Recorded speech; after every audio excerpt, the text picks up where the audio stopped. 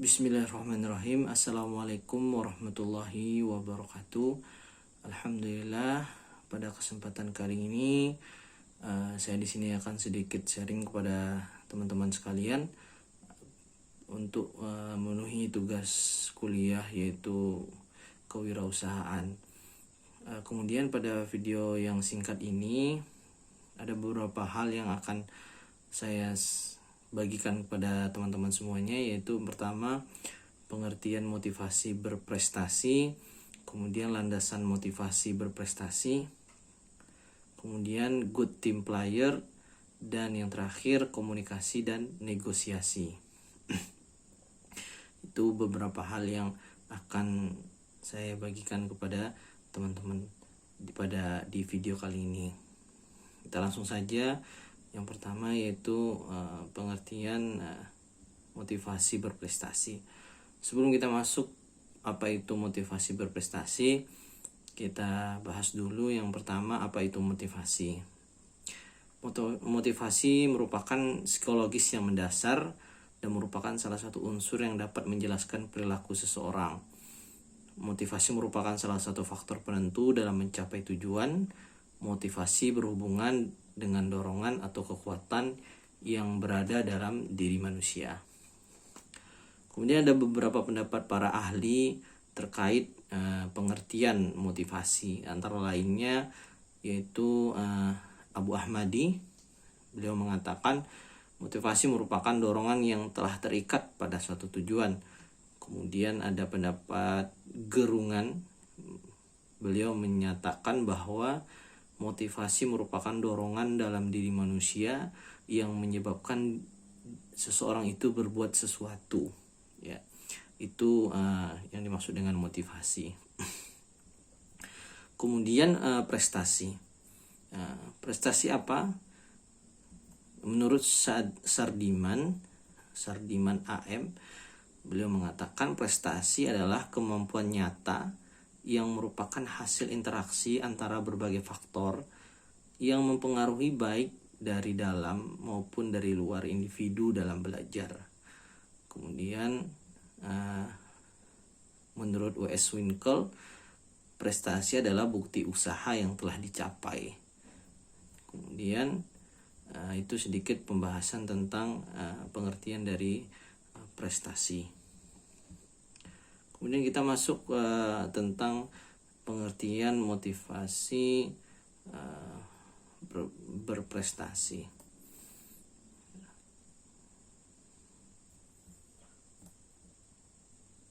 Jadi apa yang dimaksud dengan motivasi berprestasi? Jadi yang dimaksud dengan motivasi berprestasi dalam kewirausahaan adalah dorongan dari dalam diri individu. Ya, ada suatu dorongan dari dalam diri seseorang untuk melakukan hal-hal yang terbaik, melakukan hal-hal yang terbaik dalam hidup dan untuk lingkungannya. Jadi suatu kehidupan seseorang akan ditemukan adanya reaksi yang berbeda terhadap berbagai tugas dan tanggung jawabnya. Kemudian itu yang dimaksud dengan motivasi berprestasi. Kemudian apa saja yang terjadi? Kemudian yang selanjutnya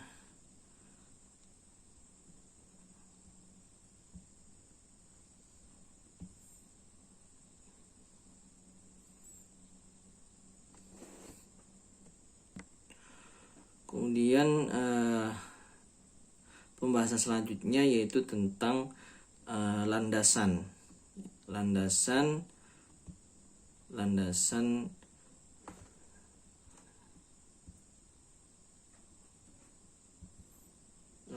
dalam landasan motivasi berprestasi dalam wirausaha. Ya, ada beberapa hal ya yang melandasi seseorang itu memiliki motivasi dan berprestasi.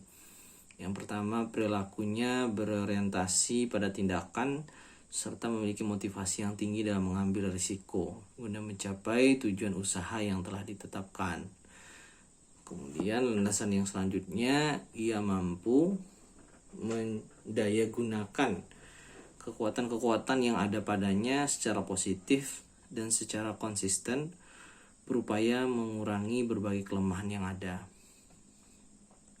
Yang ketiga, ia mempunyai perilaku yang agresif dalam mengejar tujuan usahanya. Dengan kata lain, perilakunya berorientasi pada tujuan dan hasil. Yang keempat, mau belajar dari pengalaman dan menjalankan usahanya dari waktu ke waktu. Dan yang terakhir, memupuk dan mengembangkan pribadinya secara terus-menerus. Nah, ini beberapa landasan yang mendasari adanya motivasi berprestasi pada seseorang. Kemudian pembahasan yang selanjutnya yaitu adalah good team player. Ya, jadi good team player itu sangat diperlukan di dalam sebuah wirausaha. Ya, ada beberapa hal dasar ya yang bisa membuat usaha kita itu besar ataupun lancar ya. Bahkan ada beberapa hal ini jika tidak kita miliki dalam usaha maka bisa berakibat fatal untuk usaha kita sendiri. Jadi good team player ini mengandung 3 prinsip dasar, yaitu yang pertama konsultasi. Jadi yang dimaksud dengan konsultasi itu kita selalu mengkonsultasikan keadaan bisnis kita kepada leader kita ya. Bisa dalam per minggu, per bulan atau per tahun ya. Tujuannya jelas supaya kita mempunyai tujuan yang jelas, mau ke arah mana usaha kita yang akan kita geluti. Kemudian supaya usaha kita itu lebih terarah.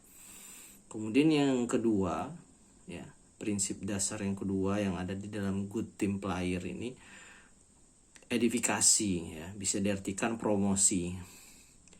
Jadi promosikan selalu ya perusahaan, kemudian partner bisnis, sarana pendukung dan sebagainya yang bersifat positif saja ya.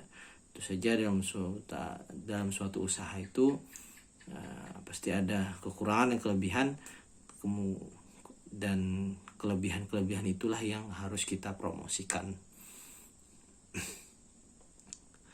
Kemudian yang ketiga yaitu adanya komunikasi.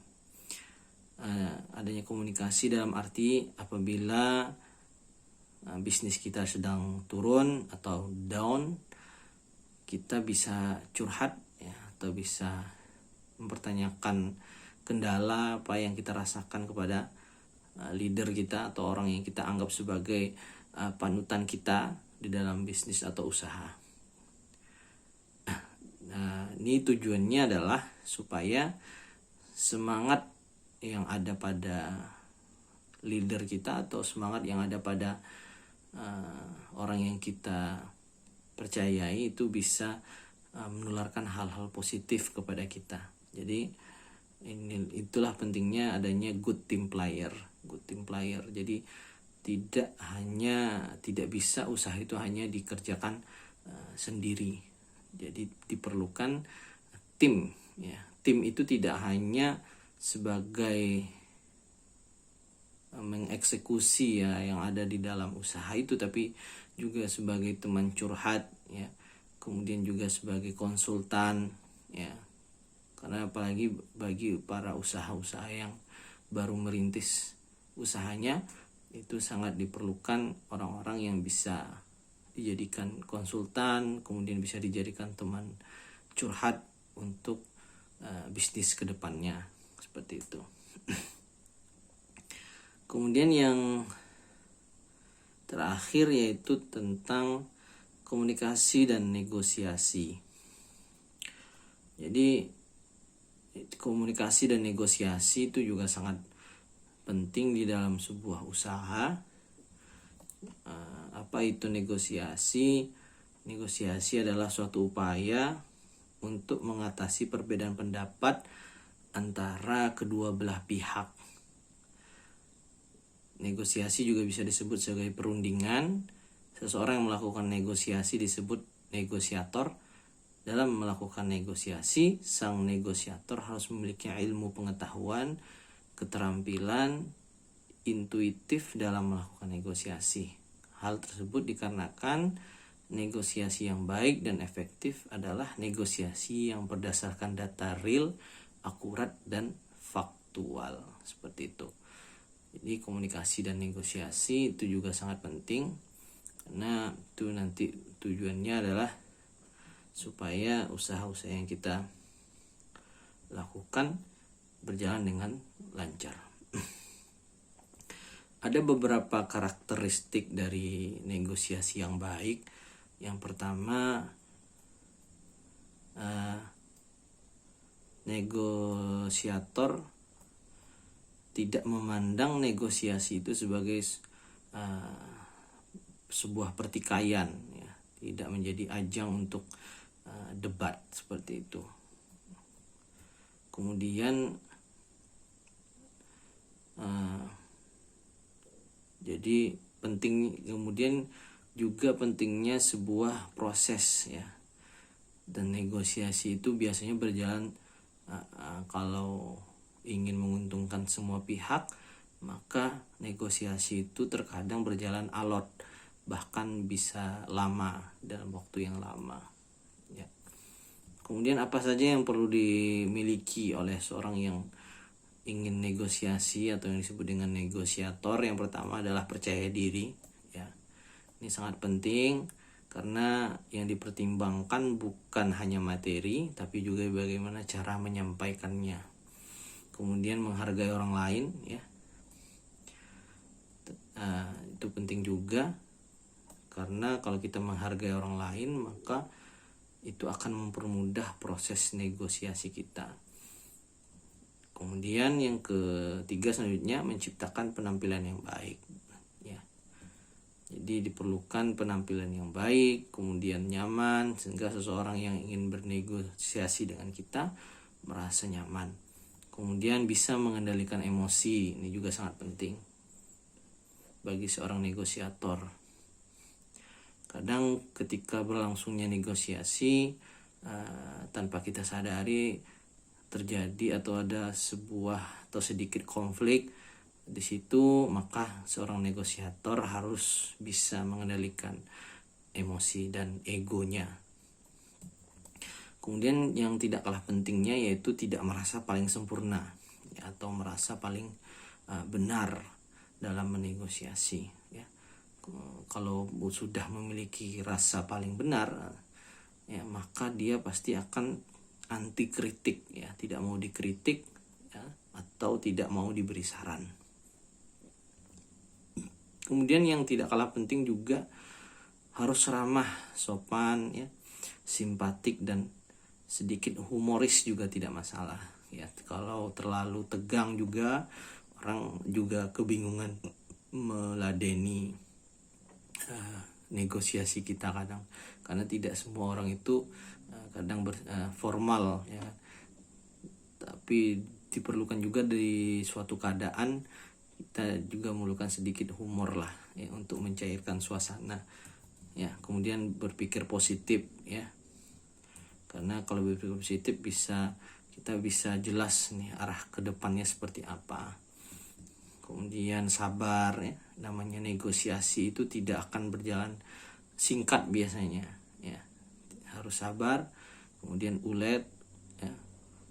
Kemudian tidak mudah putus asa, ya. Itu sangat penting, karena orang negosiator itu diperlukan kesabaran, berarti otomatis ya sangat tidak diperkenankan untuk mudah putus asa, seperti itu. Kemudian yang terakhir, mencintai dan memiliki profesi yang ditekuni, ya. Maksudnya mencintai itu memang suka, ya, atau apa yang dilakukan oleh negosiator itu benar-benar itu dari dirinya, sehingga negosiasi yang dijalaninya berjalan dengan optimal, seperti itu. Baik, Itu saja mungkin yang bisa saya bagikan kepada teman-teman semuanya pada video kali ini. Semoga bermanfaat. Kurang lebihnya saya mohon maaf jika ada kata-kata yang kurang berkenan pada video ini. Saya mohon maaf. Saya akhiri video kali ini. Assalamualaikum warahmatullahi wabarakatuh.